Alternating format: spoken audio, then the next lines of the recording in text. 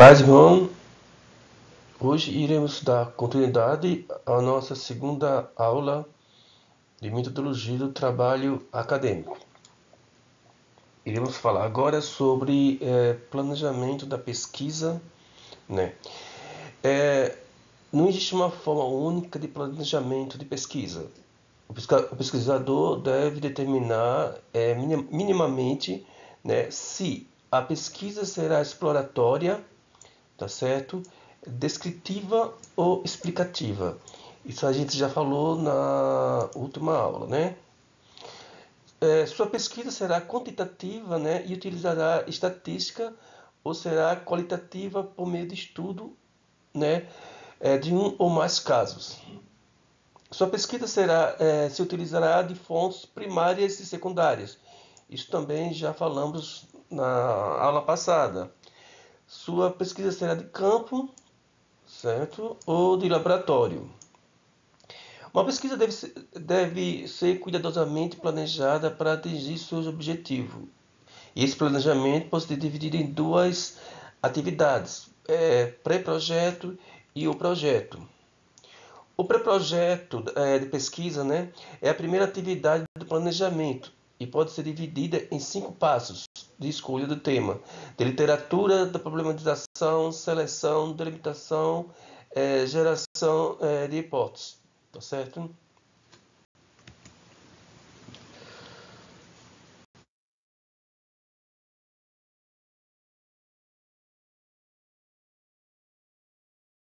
Deve considerar 3 características básicas, né? O primeiro tema precisa atender ao seu gosto, pessoal, né? Você não vai escolher uma pesquisa sem gostar, né, do que está fazendo. Então, você é algo que lhe chama atenção, é algo que é sua cara, né? Em segundo lugar, o tema deve ser importante. Claro, você vai pesquisar coisas que irrelevante, que não vai servir para nada, né?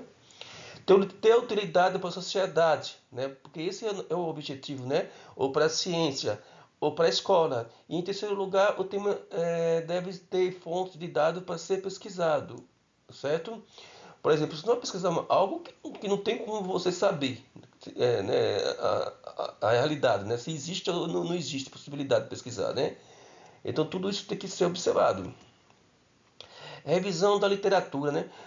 Depois de escolhido o tema, é necessário que o pesquisador procure materiais escritos sobre eles, né? Dicionário, enciclopédia, manuais didáticos e outros materiais similares. E eu acredito até aqui você pesquisar na própria internet, né? Que é rica, né? De fontes, né? Problematização. Problematizar é isso, transformar a necessidade humana em problema, utilizando-se um questionário como instrumento de problematização. De novo, a gente vai fazer um exemplo. Vamos supor que você vai fazer um questionário sobre a vida das pessoas que moram num bairro, por exemplo, Jacintinho. Então, você vai ter que formar esse questionário, né, de acordo com a pesquisa ou o que você quer explorar, né, o que você quer saber, tá bom?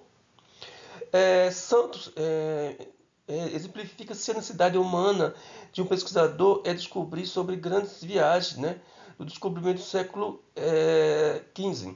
Ele começa a fazer perguntas sobre esse tema, né, e dar as suas próprias respostas às perguntas. Por exemplo, o que são grandes viagens descobertas? 2. Por que as viagens em oceano aberto não se realizaram antes, né? O Brasil foi realmente descoberto por Cabral? Então, essa é um exemplo de problematização, tá certo? Que você vai ter que criar, como você for fazer a pesquisa, você vai ter que criar a sua própria problematização.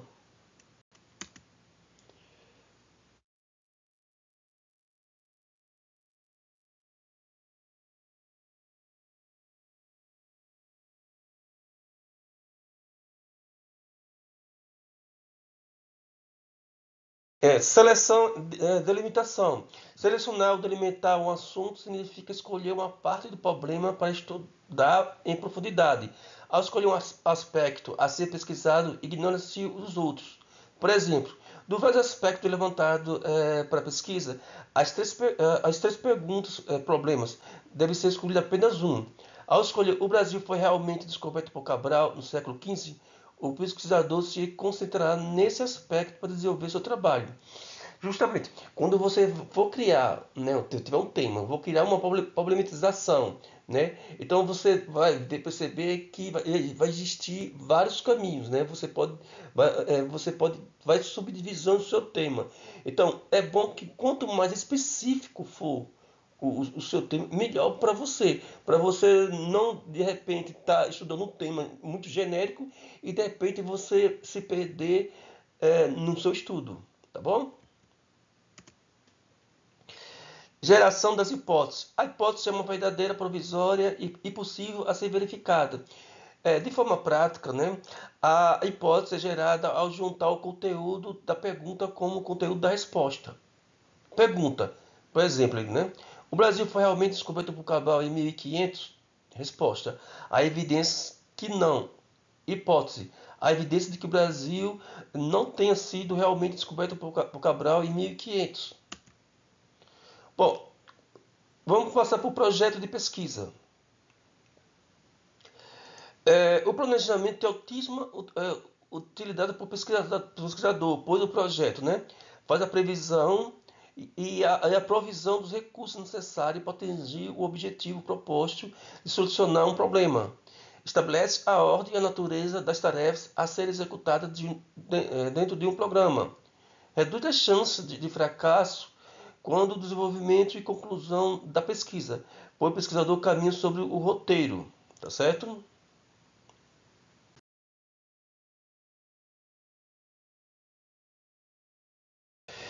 Santos, né, destaca que, na prática, a montagem de um projeto para a hipótese levantada no pré-projeto se inicia pela montagem de 5 itens essenciais.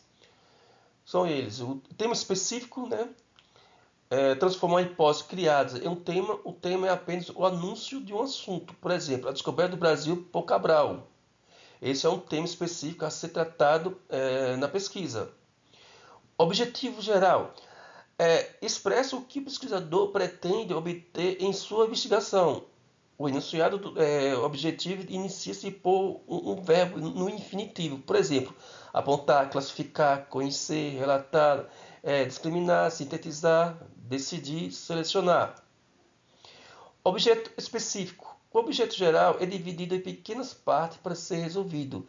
Essas pequenas partes são os objetos específicos. Procedimento. São atividades práticas para aquisição de dados, né, com as quais se desenvolverão raciocínio, que resultarão em cada parte final do trabalho. Santos, né, diz o seguinte, que as atividades concretas devem desenvolver para obter as informações necessárias para o desenvolvimento de cada objeto específico.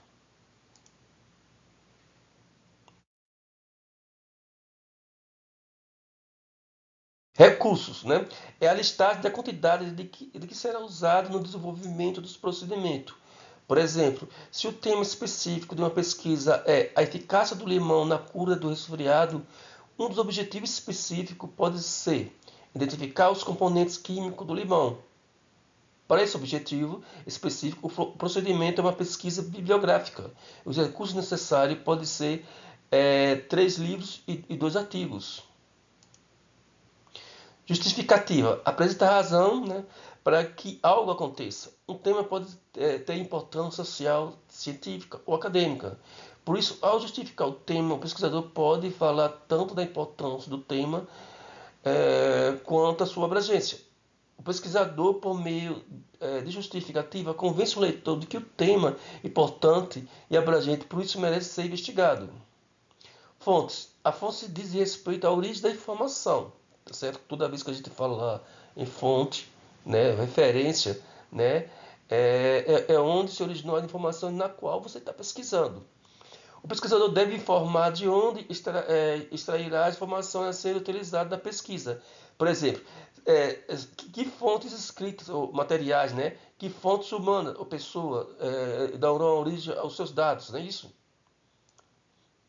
Cronograma. É necessário relacionar as atividades que serão desenvolvidas e os prazos para isso. Por exemplo, coleta de dados até julho, né? Redação até outubro, Apresentação gráfica, 10 de dezembro. Entrega 15 de dezembro. Então, o seu trabalho, a sua pesquisa, ela tem que ter um cronograma, né? O programa, desde o início, o meio e o fim. Então, ela não pode ser estendida por muito tempo, para que o seu trabalho, a sua pesquisa, não seja prejudicado. Tá certo?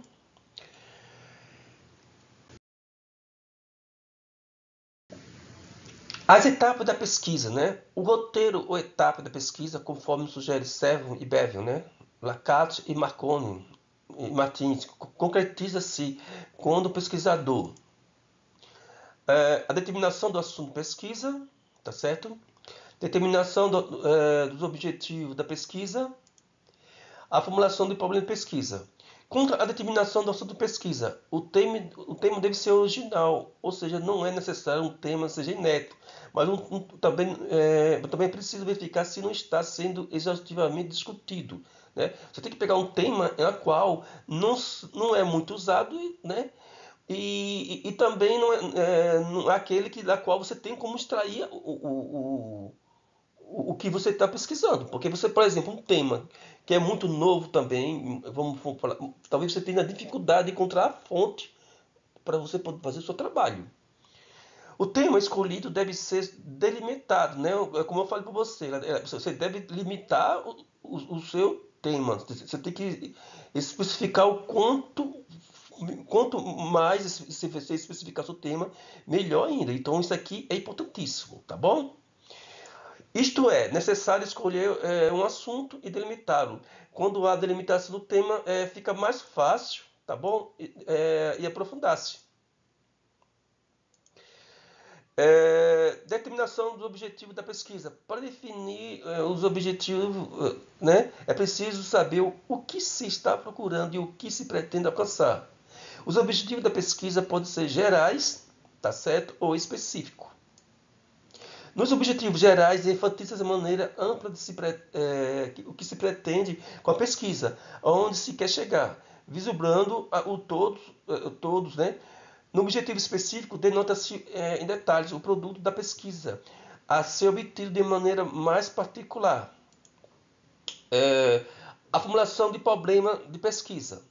O pesquisador deve escrever de forma clara e objetiva e interrogativa a questão cuja solução pode ser alcançada pela pesquisa. Então, uma das coisas mais, talvez uma das coisas mais importantes, além de você escolher o tema, né, o tema ser bastante específico, né, você tem que você escrever de uma forma em que as outras pessoas possam te entender, porque não é você pegar, usar qualquer tipo de palavra né, ou forma de escrita, né, que muita gente lá fora pode não entender. Isso normalmente ocorre no caso, por exemplo, de um tema na área de direito, né, ou na área de medicina, né, às vezes essas categorias usam termos específicos que muitas vezes é desconhecido pela população em geral, tá bom?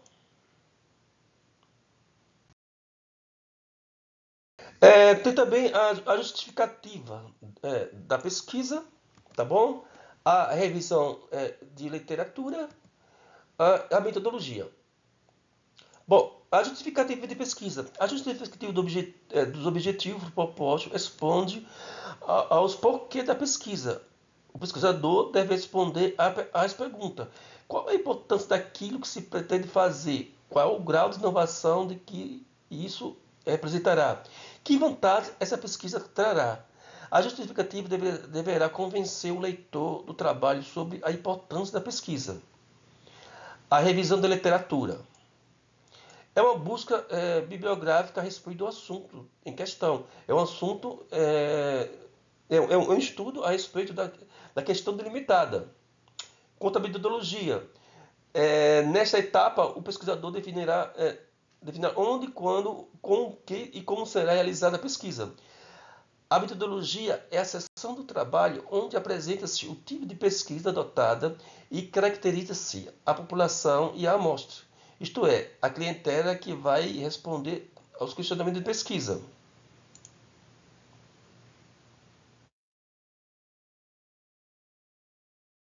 Coleta de dados, né? Essa etapa de coleta de dados, tá bom? É a etapa onde se elabora instrumentos de pesquisa e se coletam os dados para ser analisado. Para se coletar dados, pode-se utilizar alguns instrumentos de coleta, como a observação, a entrevista, o questionário ou formulário. Isso aí eu acredito que eu já falei anteriormente sobre esse assunto. Análise dos resultados e conclusão, tá bom? Depois de coletar os dados, né, deve ser analisado, dependendo do tipo de pesquisa, será dado ou não um tratamento estatístico para ele. Né? Todos os dados coletados são classificados, ordenados, comparados para que desse confronto chegue aos resultados, que deverão ser apresentados por meio de quadros, né, e tabelas. A conclusão resume os dados mais significativos de toda a pesquisa e sintetiza os resultados encontrados. Redação final e finalização do trabalho, né? Após o pesquisador organizar os resultados obtidos, iniciará a redação definida do trabalho. À medida que for redigindo o texto, as normas elas devem se obedecer essa aqui, ó, a ABNT, viu? Lembre-se disso. Não é de qualquer jeito que a gente faz o trabalho, existem normas, né? O parágrafo, né? A margem esquerda, direita, margem superior e inferior, né? Enfim, isso aí a gente vai falar no próximo capítulo.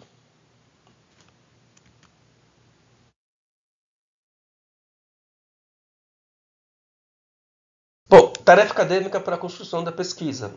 As tarefas acadêmicas podem ser entendidas como atividades intelectuais que o pesquisador necessita realizar durante todo o processo de construção da sua pesquisa. Procedimentos fundamentais de um trabalho científico. Vamos lá. A leitura, tá certo? Tem a análise de texto,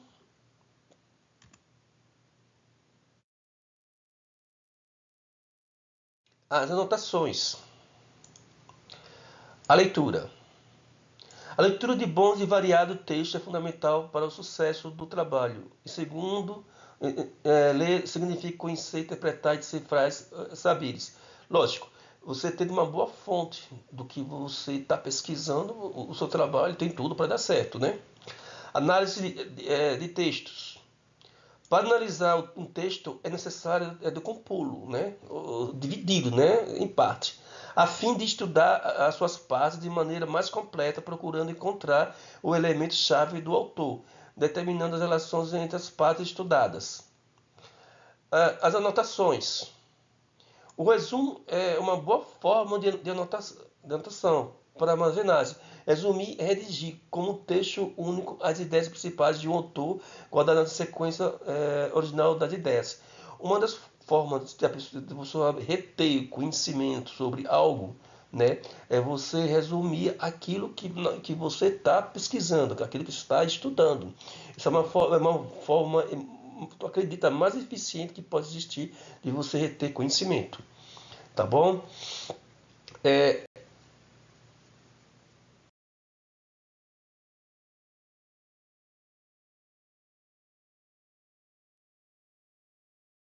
Capítulo 3. Formas básicas para apresentação de pesquisa.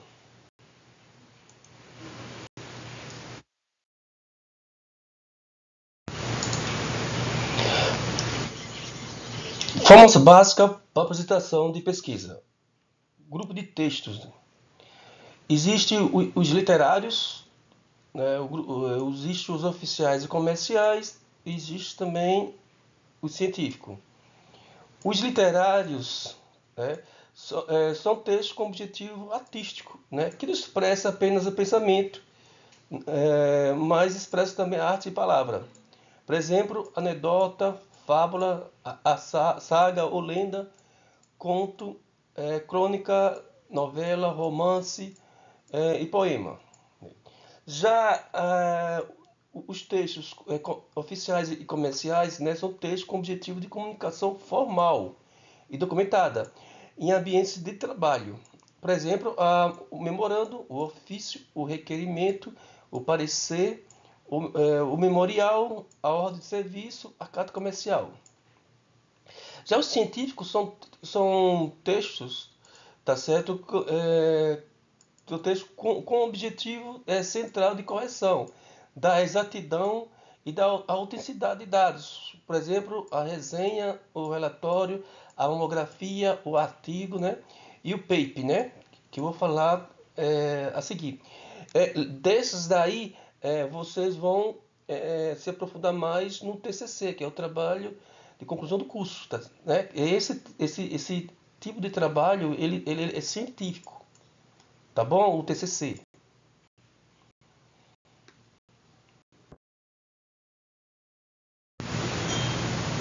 Os trabalhos científicos, né?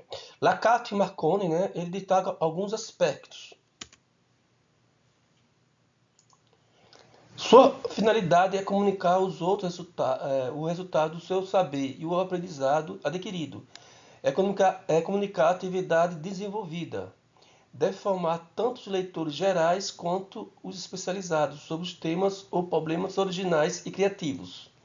Deve ser estruturada de acordo com os padrões internacionais estabelecidos para trabalho científico. Dessa forma, a estrutura da comunicação deve abranger introdução, tá certo? Introdução, desenvolvimento e conclusão. Basicamente é isso aí o trabalho científico que vocês irão fazer. A linguagem utilizada deve ser clara e precisa. Para tanto, deve-se ter o máximo de cuidado para não utilizar palavras ambíguas. E quando as palavras utilizadas do texto tiverem significado diferente em áreas diferentes. Existem palavras, né, que numa área de ciência tem um significado e uma outra área da ciência tem um outro significado. E isso é o que ele quer dizer. O primeiro trabalho científico é a tese, tá bom? Mas o que é tese, né? O que é isso, né? A tese é uma condição básica para se obter o grau acadêmico tanto de doutor quanto o de livre docente, tá certo? O trabalho de conclusão para o doutorado e pode ser desenvolvido no formato ou de monografia ou de relatório científico. As teses devem tratar de algo novo, inédito, né? Uma das diferenças da tese é justamente isso aqui. Vou destacar aqui, vou mudar aqui o acordo, né? Basicamente, o que ela tem diferente nos outros é que é algo novo que você vai fazer, ou algo inédito, né? E que deve determinado campo de conhecimento de maneira que comprova uma descoberta para a ciência. O método utilizado deve comprovar e convencer, né, que a ideia exposta é verdadeira e original. A dissertação, tá certo? Destina-se aos cursos de pós-graduação, né? Mas nesse caso é de mestrado, tá bom? Essa é uma grande diferença, é de mestrado. É uma condição básica para se obter o grau acadêmico de mestre.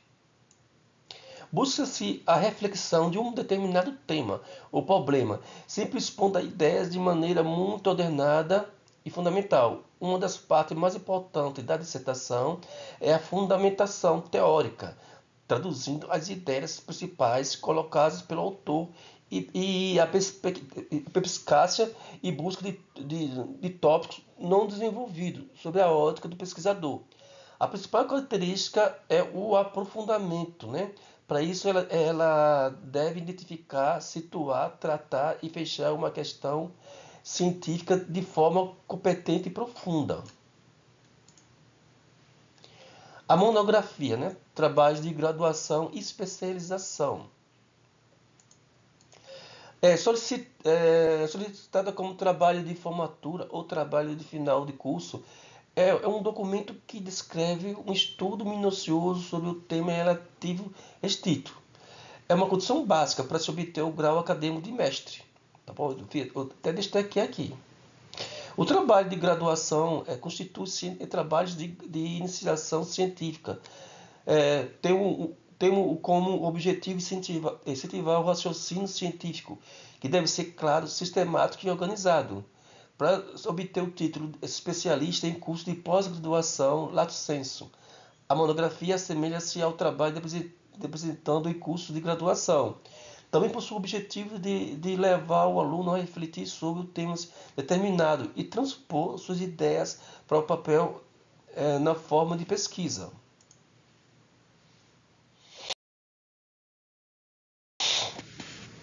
O TCC, né, que é justamente o que a gente, nosso objetivo do curso, né, que esse trabalho científico aqui. Vou até destacar aqui para deixar bem definido que esse é nosso objetivo final do curso, tá bom?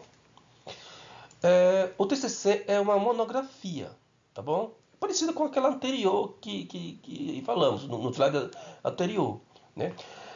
Sobre o assunto específico, tendo como objetivo levar o aluno a refletir sobre o assunto determinado e redigir suas ideias de forma de pesquisa ou relatório. Ao contrário da dissertação ou tese, o estudo não precisa ser tão aprofundado e acurado, mas se deve perder de vista a clareza e a objetividade e a seriedade da pesquisa. Para concluir seu curso de livre em teologia e TQ, você deverá desenvolver o seu TCC. Vou destacar isso aqui. Quando você termina o curso, você vai ter que fazer o seu trabalho científico nos moldes do TCC. Então, por isso que é bom você se apegar a isso aqui, tá bom?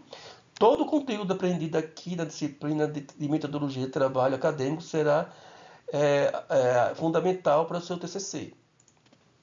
Artigo científico, né? O artigo científico é uma publicação com autoria declarada que apresenta e discute ideias, métodos, técnicas, processos e resultados nas diversas áreas do conhecimento. Ele pode ser artigo de revisão, quando resume, analisa e discute informações já publicadas. Olha, isso aqui é interessante você diferenciar, viu? Tem um artigo original, quando apresenta temas ou abordagens originais. Tá certo? Os artigos são pequenos estudos resultantes de pesquisa realizada. Os artigos geralmente são publicados em revista, jornais ou periódicos especializados e têm como principal objetivo a apresentação de alguma ideia nova ou uma abordagem diferente de estudos anteriores relacionados ao tema. Artigo científico, né? De continuação desse aqui. Isso aqui é continuação. O artigo científico classifica assim: analítico, descreve um assunto específico com ênfase nos temas abordados. Classificatórios, possui característica informativa. Argumentativo, né, enfatiza o argumento específico. Depois procura apresentar argumentos favoráveis ou contrários, né, ao que enfoca apresentado. O formato apresentação de um artigo deve seguir a seguinte ordem: título, né, o nome do autor, né, e o resumo.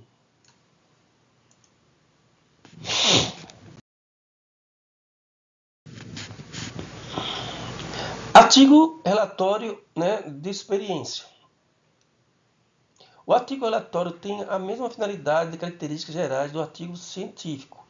Por ser um relatório, resulta na intenção de publicar o resultado obtido por meio de pesquisa no campo ou no laboratório.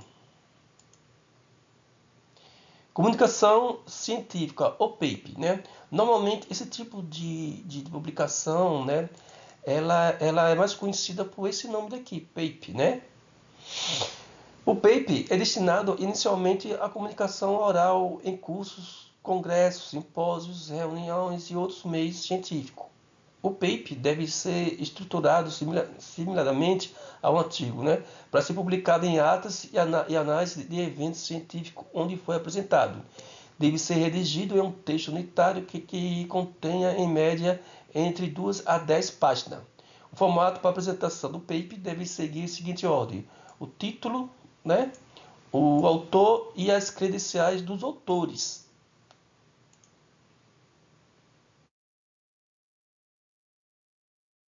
Continuação do paper, né? Tem também o resumo, né, e o texto, né?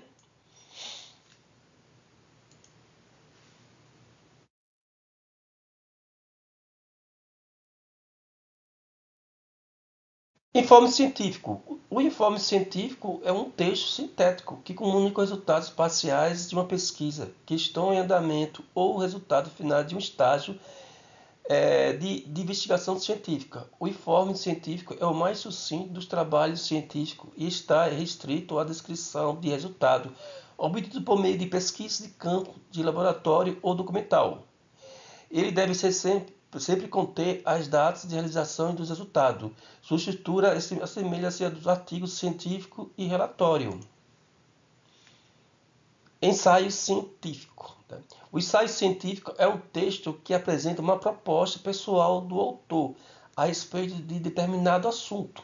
Pretende expressar a visão do autor independente do pensamento científico comum a respeito do assunto.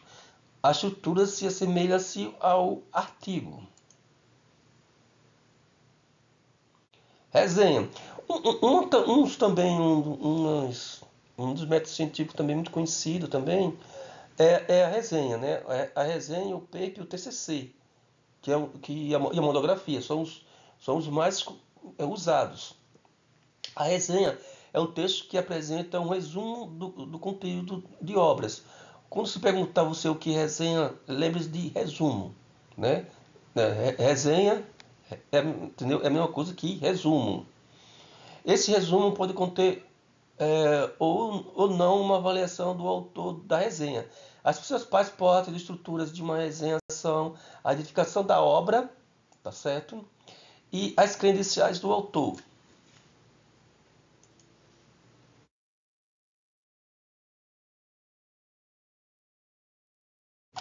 A estrutura da obra, o conteúdo, a conclusão, a análise crítica e a recomendação da obra, a identificação do resenhista. Exemplo de trabalhos científicos curtos, certo? A primeira leitura complementar é a parte do artigo de autoria de Marcos Cesariti, graduado em Tecnologia Mecânica pela Faculdade de Tecnologia de São Paulo, mestrando em Energia pela Universidade Federal do ABC, membro da Igreja Presbiteriana em São Paulo. Como esse material foi inserido apenas para exemplificação, ao proceder à leitura do texto, você observará a interrupção que serão indicadas por meio de reticências dentro do colchete. Além das partes do texto, também foram suprimidas notas de rodapé, que contêm as referências bibliográficas pertencentes ao artigo. Esse artigo pode ser consultado na íntegra, via internet, no site da revista Files Format.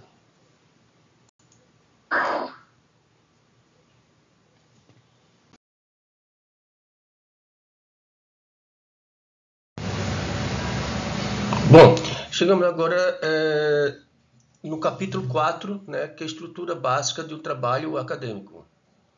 Tanto o capítulo 4 quanto o capítulo 5, que é sobre referência, é a parte prática, né? É a parte, vamos dizer assim, é a principal da disciplina, né? Aqui a gente vai estudar como que é constituído a estrutura do trabalho acadêmico, em especial o TCC, né? E também no capítulo 5 vamos falar sobre as referências, né? Ou seja, a fonte na qual nós estamos tirando, fazendo a nossa pesquisa.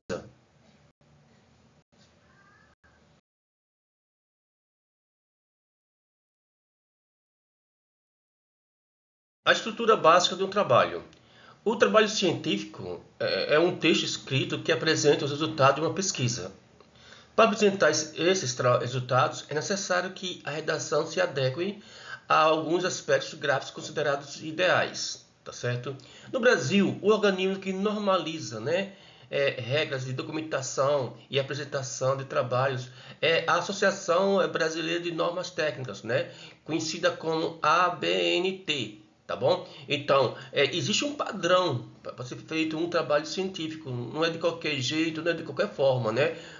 Por exemplo, uma pessoa utiliza uma certa estrutura, né? O outro já utiliza outra. Não existe isso, existe um padrão, né? Todos têm que obedecer, entendeu? Essa é a principal função dessa disciplina, né? Ensinar o padrão que é utilizado para constituir um trabalho científico, né?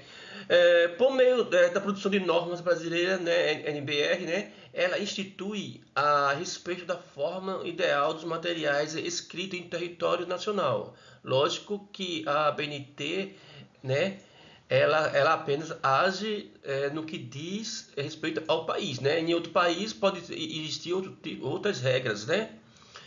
Assim sendo, quanto à estrutura gráfica dos seus trabalhos para o curso de livre de teologia do ITQ, você adotará as contidas nesse capítulo, as quais baseiam-se na NBR 14724. É interessante vocês gravarem esse número daqui, tá bom? Porque esse número daqui é a codificação da ABNT que é utilizado para a formação da estrutura básica do trabalho acadêmico, tá certo? É bom que você grave esse número, é importantíssimo que você grave esse número daqui, tá bom? E saiba o que é a ABNT, conheça o que é a ABNT, tá certo? Bom, aí aqui a gente vê a estrutura básica, né, do trabalho acadêmico, né? Você vê que existe a capa, né? A capa, a folha de rosto, tá certo? O sumário, né? Isso tudo faz parte dos elementos pré-textuais, ou seja, é algo que vem antes dos elementos textuais, né? É o que vem antes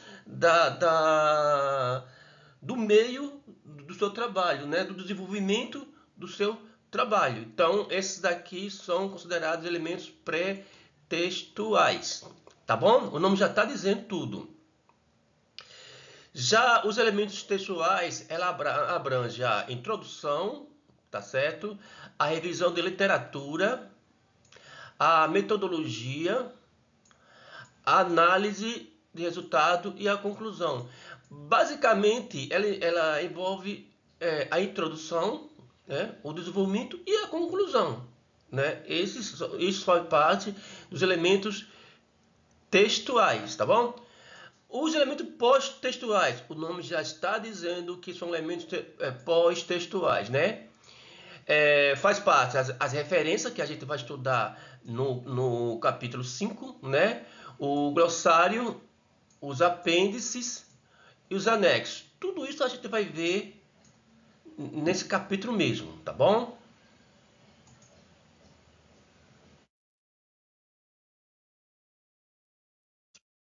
Bom, a estrutura básica do ITQ adotará a instrução que se baseia como falei você, isso aqui é importante você saber, porque isso aqui eu posso colocar na prova, entendeu? E variar só os números, os valores aí, né, só para confundir. Então você vai ter que gravar isso aí, tá bom? Portanto, a estrutura do trabalho deve conter elementos pré-textuais, que é o que a gente acabou de falar, né? Capa, folha de rosto e sumário, né? Elementos textuais: introdução, revisão de literatura, metodologia, análise de resultado.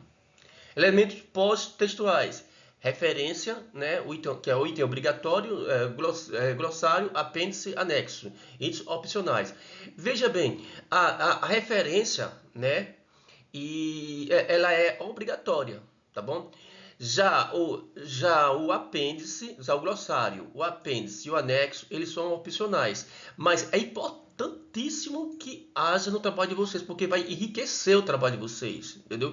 Ou seja, você não perde ponto se você não colocar o glossário, apêndice e anexo. Mas se você colocar, você vai ganhar pontos extras, tá certo? Isso eu estou falando em relação a esse trabalho daqui, em relação à minha disciplina. Não estou falando assim em relação no contexto geral de outros cursos, não, tá bom? Normas gerais de apresentação, o formato de fonte. Gente, para quem não entende de informática, fonte, entendeu? É o modelo da letra, entendeu? No Word. No Word ou qualquer pacote do Office, Excel, né? PowerPoint, né? é o modelo da fonte. Existe aquelas fonte mais esticadinha, aquelas fonte mais estilosa, né? Aquelas ali são um tipo de fontes, tá bom? Então, é, é utilizado o papel A4, esse papel Chamex, normalmente que você tira a cópia, né? O tamanho do papel A4, não sei se você, talvez alguns não saibam, mas é 21 centímetros, né? Que é a largura e o comprimento é 29,7 centímetros. A fonte é Arial, Arial é o nome da fonte, tá? O tipo da fonte utilizado, né? O tamanho 12, tá bom? Para todo o texto, ou seja, todo o texto, né, do trabalho do TCC, ele tem que ser feito no papel A4, isso no Word, tá bom? Estou falando já no computador, no Word, tá bom? A fonte tem que ser Arial, não pode ser outro tipo de fonte. E o tamanho é tamanho 12 para todo, né? Com exceção de alguns casos que eu vou falar posteriormente, tá certo? Excetuando as citações de mais de 3 linhas, né? De mais de 3 linhas, as notas do rodapé, a paginação e legenda das ilustrações, as tabelas devem ser digitadas com Arial tamanho 10. Então, pronto. Vamos botar isso na nossa cabeça. Todo o texto do TCC é Arial, né? O tipo de fonte Arial, o tamanho é 12. Mas, exceto nesses casos aqui, quando as citações de mais de 3 linhas, que eu vou falar isso posteriormente, no capítulo 5, na roda do rodapé, paginação e legenda, ilustrações e das tabelas deve ser digitado fonte Arial tamanho 10. Vê que é apenas o tamanho da fonte que altera, mas o tipo de fonte é sempre o Arial, tá certo?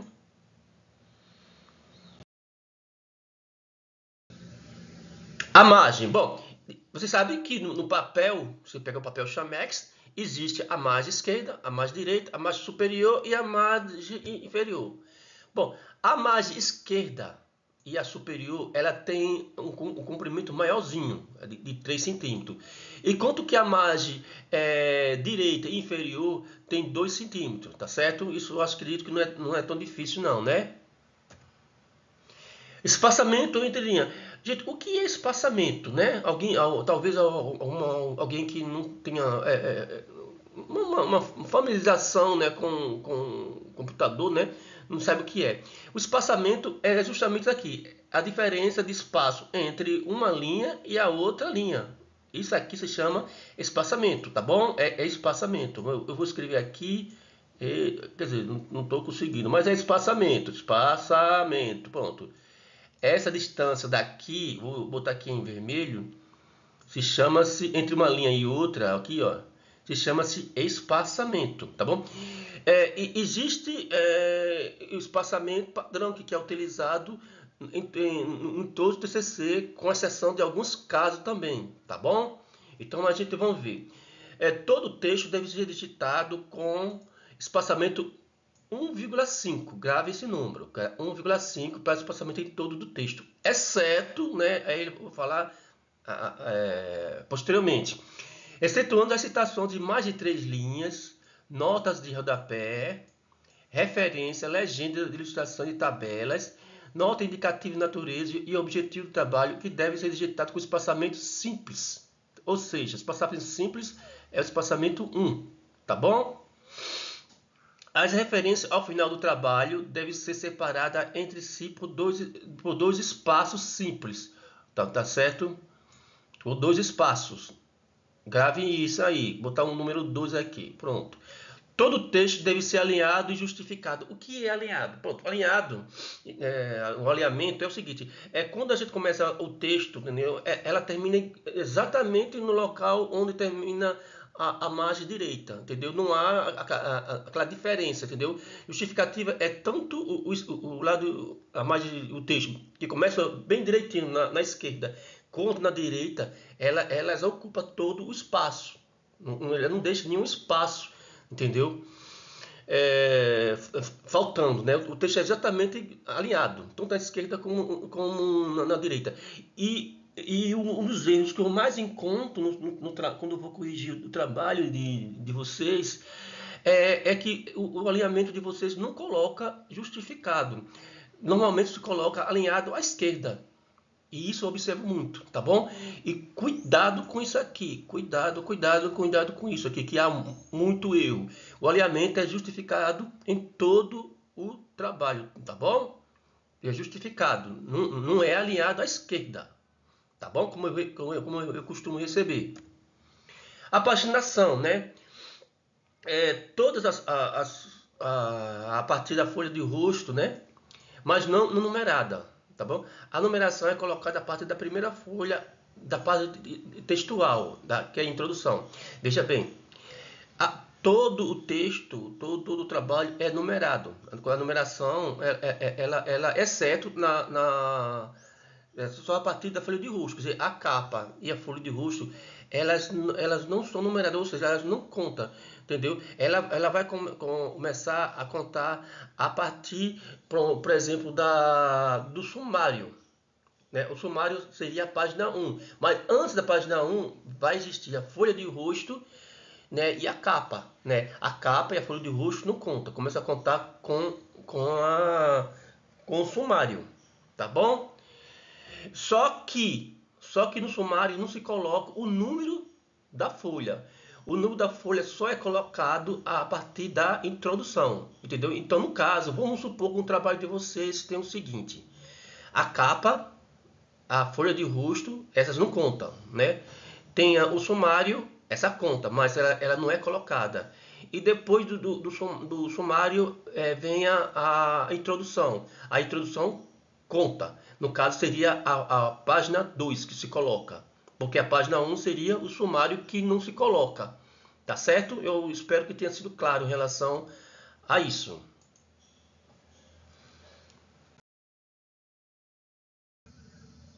Elementos pré-textuais, né? A capa, tá certo? Que tá aqui no lado direito, né? Mostrando, tá bom? Ela deve conter informações transcritas da seguinte ordem: nome da instituição, né? No caso, seria o Instituto Teológico Quadrangular, né? B, nome do autor, né? No caso, seria, por exemplo, o caso aqui, Alisson Lourenço. É interessante que há muito erro com relação a isso também, porque os alunos costumam a suprimir parte do nome, mas você não pode abreviar e não pode colocar apenas parte do seu nome. Se tiver mais de um autor, então você coloca logo a seguir aqui, por exemplo, Fabiano Cunha, né? Aqui José Carlos, né? Bota aqui, né? Então você tem que nessa ordem. O nome é o nome completo, tá bom? É o nome completo sem suprimir, sem abreviar. O título do trabalho, né? Que no caso é esse aqui, né? Metodologia e métodos, a base para a construção da pesquisa, tá bom? Deixa eu ver aqui. O nome da cidade, né? Tá, o nome da cidade, tá certo? E o ano que você está entregando o seu trabalho, que no caso, aqui, por exemplo, seria 2011, tá certo? Quando houver mais de um autor, eles devem ser relacionados em ordem alfabética. Sim, é isso que eu me esqueci de falar. Quando existir mais de um autor aqui, né? Por exemplo, aqui você tem que colocar o nome em ordem alfabética, tá certo? Quando houver subtítulo, ele deve estar subordinado ao título principal e precedido de dois pontos. O que ele quer dizer com isso aqui? Vamos lá. O que ele quer dizer com isso? Por exemplo, métodos e metodologia é o título. Tá certo? Aí o subtítulo é as bases para a construção da pesquisa. Você vê que há dois pontos aqui, ó. Dois pontos, né? Que separam o título do subtítulo. Tem que colocar dois pontos, tá bom? Na capa, todo o texto deve ser dirigido em Arial tamanho 12. Como eu falei para você no slide anterior, todo o trabalho é em Arial tamanho 12, com exceção, né, de alguns casos que eu já falei.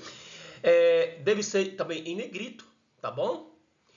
Isso é importante, em negrito, não esqueça. Você vê aqui que o texto, todo isso aqui, todas essas palavras aqui, eu vou até mudar aqui a caneta, que todos esses casos aqui, ó, eles estão em negrito. Tudo em caixa alta e em negrito, tá certo? E o espaçamento, né, é o e-mail, né? Como eu também já falei anteriormente.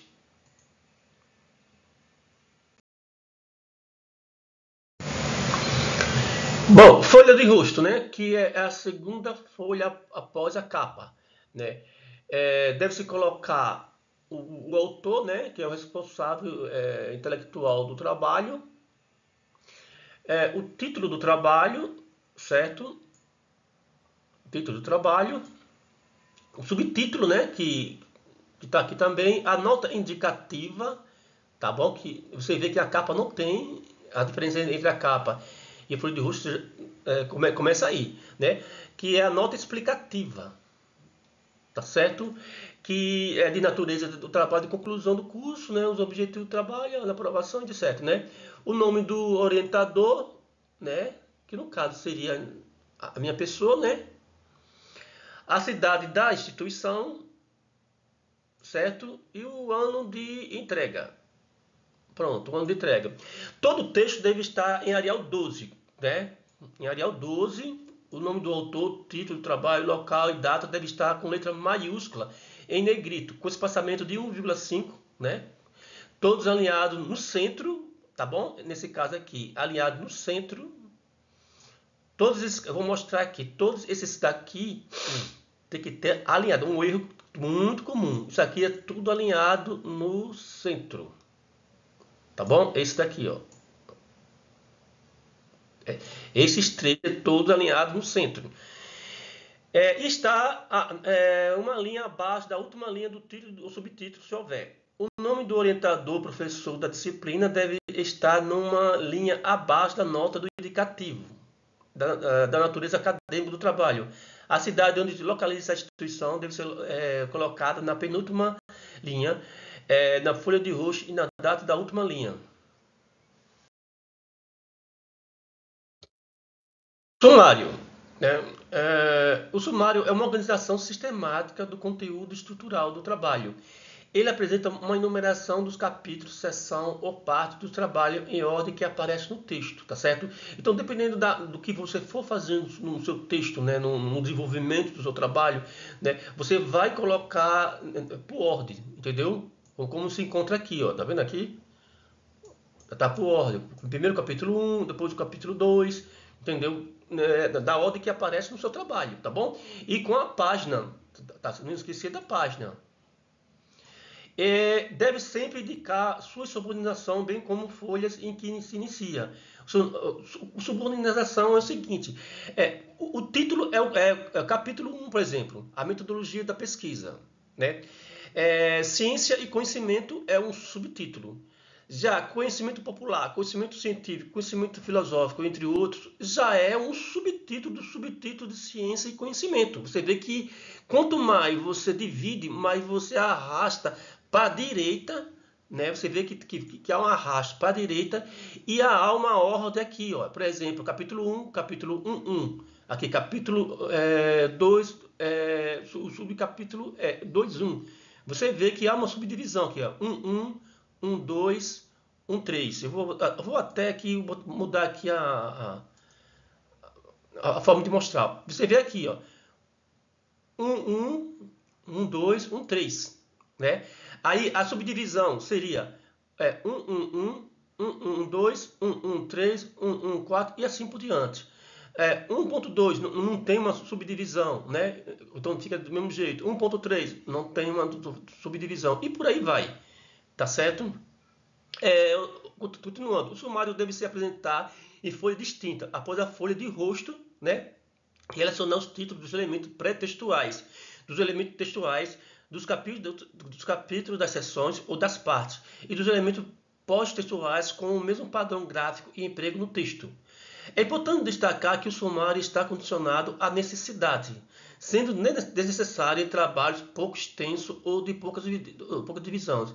Ou seja, em trabalhos em que não há muita divisão, não há necessidade de, como é que eu falei você, de um sumário. Não é o nosso caso, tá bom? No nosso caso, eu vou exigir que haja o sumário, tá bom?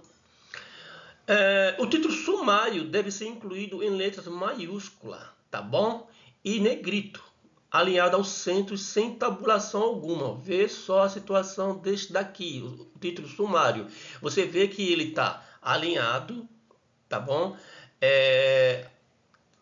Centralizado, tá em negrito, tá certo?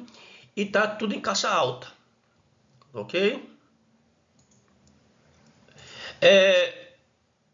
O espaçamento dos índices do sumário é simples e a fonte deve ser Arial 12.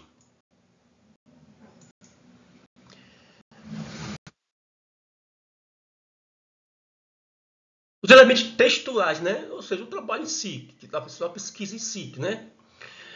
Os elementos textuais representam a parte do trabalho em que é exposta a matéria pesquisada. Posso dizer que é a parte principal, né? É a parte principal do nosso trabalho, é a parte textuais. Do trabalho acadêmico, pois é onde o pesquisador descreve a pesquisa. Os elementos textuais compreendem o próprio texto do trabalho, podendo ser subdividido em quantos tópicos se fizerem necessário. Não existe uma fórmula rígida que orienta a construção dos elementos textuais, porém basicamente deve conter a introdução, tá bom? O desenvolvimento e uma conclusão. A introdução, que é a primeira, tá certo? A introdução é a parte inicial do texto. Nela deve-se apresentar a delimitação do assunto tratado, os objetivos da pesquisa, a justificativa e outros elementos necessários para situar o tema do trabalho. A introdução é parte fundamental do trabalho científico e visa demonstrar que se pretende com a produção acadêmica apresentada. Dessa forma, deve além de anunciar a ideia central do trabalho, enfatizando a relevância do assunto a ser abordado. É a parte principal, o desenvolvimento, né? É a parte principal do texto, pois contém a exposição ordenada e pormenorizada do assunto, tá certo? Enquanto que a introdução você vai apresentar o seu trabalho de uma forma resumida, né, delimitada, né? O desenvolvimento você vai falar à vontade o que você encontrou, qual é o resultado da sua pesquisa, tá certo? O desenvolvimento deve ser dividido em seções e subseções, entendeu? Que varia em função tanto da abordagem ao tema quanto ao método de pesquisa. O pesquisador deve evidenciar o trabalho resultante de sua pesquisa por meio de uma apresentação clara, lógica e objetiva do seu resultado. Todo o trabalho que você faz, no caso, do TCC especificamente, você tem que fazer com que as pessoas consigam entender o que você está escrevendo, entendeu? O resultado de sua pesquisa. E não só para você ou só para algum grupo específico, tá bom? Recursos como tabelas e quadros, ilustrações podem ser usados com a finalidade de enriquecer o desenvolvimento do trabalho de vocês. No trabalho que eu irei passar, né, eu não vou exigir que coloque tabelas, quadros, ilustrações, mas quem colocar vai ganhar ponto extra, com certeza, tá bom? É no desenvolvimento que o autor tem a liberdade para argumentar suas ideias, sempre amparado de fundamentação bibliográfica, né? E seguindo uma sequência lógica e coerente. As divisões básicas do desenvolvimento são o seguinte: revisão de literatura, tá certo? Na seção onde os outros autores são citados e que ocorre o embasamento teórico. A metodologia, eu vou mudar aqui a cor da caneta. A metodologia, né? Essa seção deve descrever minuciosamente os métodos, técnicas e material utilizado na condução do trabalho. E análise e resultados, né? Essa seção apresenta a análise dos dados e discute os diversos resultados obtidos.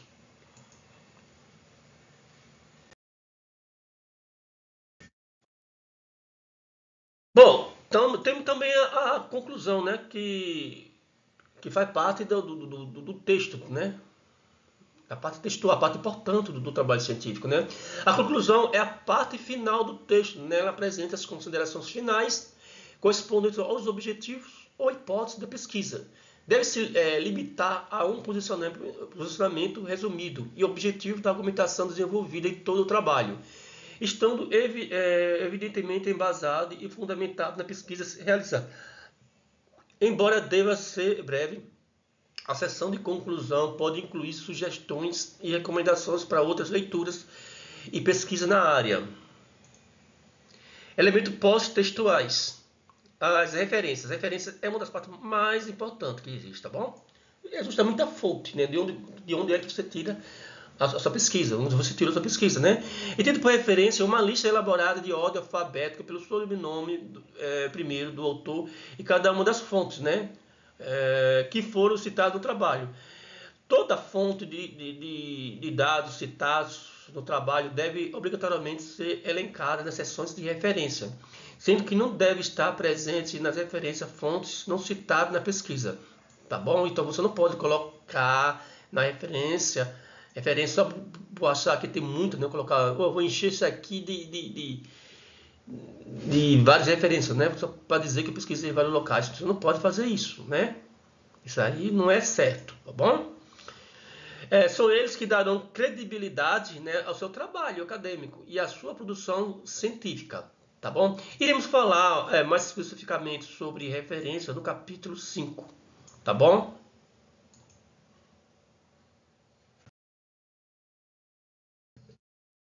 O glossário. O glossário é uma espécie de dicionário do vocabulário de pesquisa, ou seja, é uma relação apresentada em ordem alfabética de palavras difíceis de compreensão de sentido restrito ou obscuro e de termos técnicos ou expressão utilizada no decorrer do texto.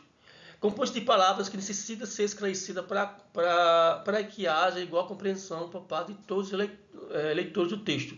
É importantíssimo o glossário, embora ele não seja obrigatório, porque tem palavras que você utiliza ali no seu trabalho que não é comum às outras pessoas, né, leigas, né, que estão pessoas que não entendem, né? Então é importante ter o glossário justamente para explicar o significado dessas palavras, tá certo?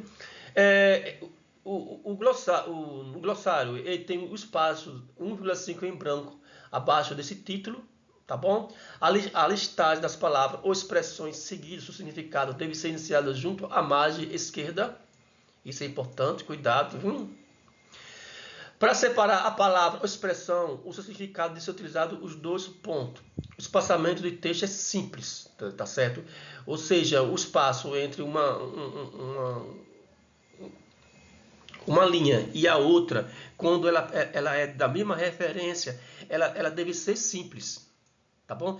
Agora, se for de uma linha, de uma referência para outra, o espaçamento passa para ser 1,5, tá certo? Eu vou falar mais, como falei para você, vou falar mais especificamente sobre isso no capítulo 5.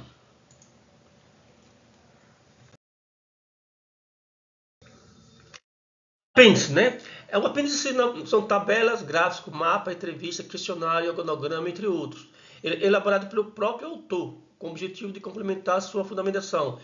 Isso não é obrigatório colocar no trabalho, mas quem colocar vai enriquecer o seu trabalho e, portanto, vai ganhar uma pontuação extra, né? A exceção do trabalho é opcional, né? Como eu acabei de falar agora, né? Os apêndices devem ser identificados por letras maiúsculas e consecutiva, travessão e respectivo título, devendo cada um iniciar em folha própria.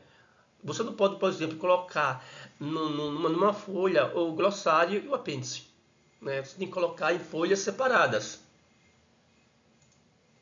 Os anexos, né? São textos ou documentos auxiliares, tais como tabelas, gráficos, mapa, entrevista, questionários, organograma, entre outros, elaborados pela pessoa. Os anexos devem ser identificados por letras maiúsculas, consecutiva, travessão e respectivo título, devendo cada um iniciar em fonte própria.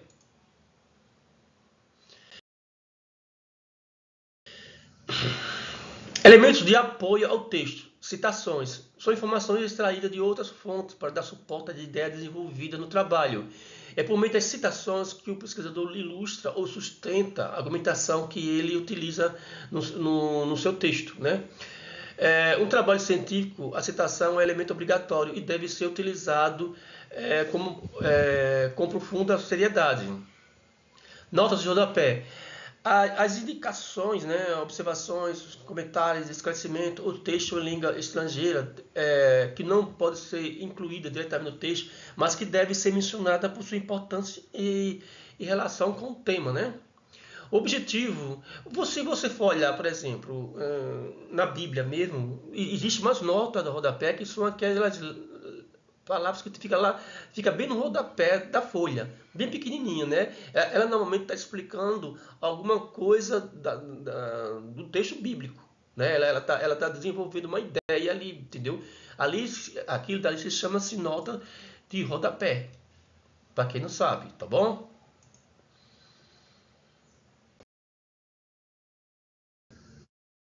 As notas do rodapé devem ser inseridas no rodapé da página e ser separadas por uma linha. Sempre inicia o indicativo numérico na margem esquerda com espaçamento no número e inicia da nota. E, no caso, ele utiliza o Arial 10 e o espaçamento simples, tá bom? As ilustrações, né? São desenho, esquema, fluxograma, fotografia, gráfico, mapa, organograma, plantas, quadros, retratos, entre outros, né? Toda ilustração, tá bom? Toda ilustração presente no trabalho deve ser identificado por meio de título e indicação da fonte. O título das ilustrações é composto por uma palavra designativa, né? Indicativo da ilustração, e por uma legenda explicativa, palavras, expressões ou frases que descrevem sinteticamente a ilustração. A palavra designativa e a legenda são separadas por um traço, e ambas devem estar com letra maiúscula e fonte Arial 10. Tá certo? A descrição de onde foi extraída a ilustração é precedida pelo nome fonte, redigida pela letra maiúscula, e seguida por 2 pontos. Ela deve estar em Arial 10. Então, por exemplo, se você for fazer um gráfico ou ter uma ilustração, uma imagem, né? Então você tem que colocar o nome da fonte em letra maiúscula, né? E procedida de 2 pontos, tá bom?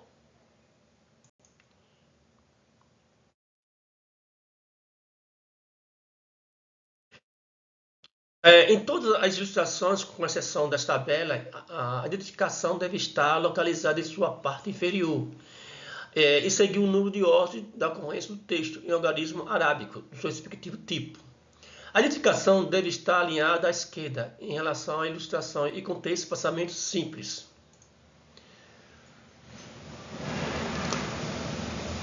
Bom, aqui está como é que eu falo para você, um exemplo de ilustração. No caso, é uma imagem. Você vê que a palavra figura 1, ela está em maiúsculo, né? Em seguida, ela vem um traço, né? E depois ela fala o nome da imagem, né? Desenho de paisagem, né? E logo após, vem o nome fonte, com tudo maiúsculo, seguido por 2 pontos e a fonte de onde você tirou, né? O local onde você tirou. Aqui, tá? Você está vendo aqui? Pronto, o local onde foi tirado. No caso aqui está em inglês, né? Em 2022, entre parênteses, tá certo? Isso, inúmeras ilustrações podem ser consideradas como figura. Entre elas estão os desenhos e os diagramas, as estampas, os esquemas e as fotografias, entre outros. Então, é assim que você identifica uma figura, no caso. Já os gráficos, veja bem, é bem parecido. Tá bom também, é bem parecido os gráficos. Tem um nome gráfico 1, né? Se tivesse mais de um gráfico, seria gráfico 2, gráfico 3, gráfico 4, entendeu? Você vê que ele utiliza um ponto, né? Aqui eu vou mostrar aqui onde eu estou falando, né? Queda de juros, o nome do gráfico, queda de juros, né? Aí você tem logo em seguida tem a fonte, né? Na linha posterior, na linha de baixo, a fonte, tem uma letra maiúscula, dois pontos e o local, né? A fonte. No caso, isso aqui tá uma palavra em inglês, né? E entre parênteses 2022. Gráfico se apresenta dados numéricos em forma gráfica, pode ser considerado gráfico. Tudo que pode ser apresentado de forma de ilustração gráfica é considerado um gráfico, né? Lógico. Bom, já a tabela tá um pouquinho pequena aqui, mas eu acredito que vai dar para ler, né? Se eu errar, me perdoe por causa disso, porque tá muito pequenininho para eu enxergar. Aí você vê uma tabela qualquer, entendeu? Aí lá em cima, né, no título da tabela, tem bem assim, tabela 1, né, traço, proporção de ocorrência em relação à população, entendeu? Você vê que a maneira com que é designado o gráfico, né, ele é parecido no caso, na tabela, estou falando da tabela, no caso da tabela, é parecida com o gráfico e com a figura. E abaixo, né, tem a fonte, se coloca a fonte, né, talvez a diferença esteja aí entre gráfico e figura, é que logo após a tabela você coloca a fonte, tudo mais dos pontos, a fonte em si, né, o nome da fonte em si, e entre parênteses o ano, né, que no caso aqui não dá para eu ler porque é muito pequeno, tá certo?